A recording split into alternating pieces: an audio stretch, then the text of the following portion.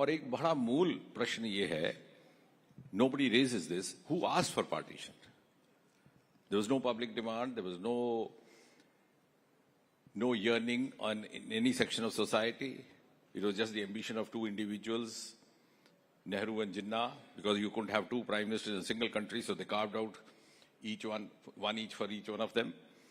And the British Empire made the best use of this ambition of theirs to divide. In fact, Mountbatten initially had another plan to divide it into three parts: Hindustan, Pakistan, or Princesstan. Thankfully, thanks to Sardar Patel, he didn't let that happen. But जो बुनियादी सवाल जो कहीं नहीं बोला जाता वो ये है कि in fact, while the so-called political protagonists of Pakistan were demanding an Islamic state or Islamic nation on the basis of two-nation theory, the common man, even in the Muslim community, was opposed to it.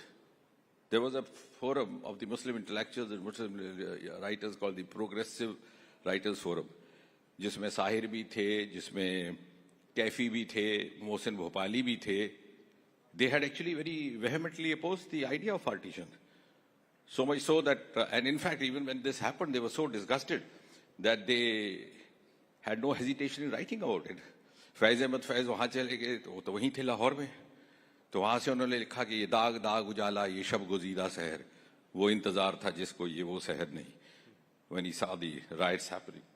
And Sahir went to Pakistan actually, but he stayed there for about 2 years. I think somewhere towards the end of 1949, he came back, very disgusted.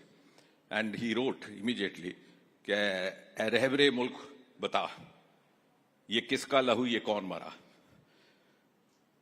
And then later on, a few years later, he went on to write another beautiful poem, which of course Raj Kapoor incorporated in one of his movies. जब दुख के बादल पिघलेंगे, जब सुख का सागर छलकेगा, जब अंबर झूम कर नाचेगा, जब धरती नगमे गाएगी,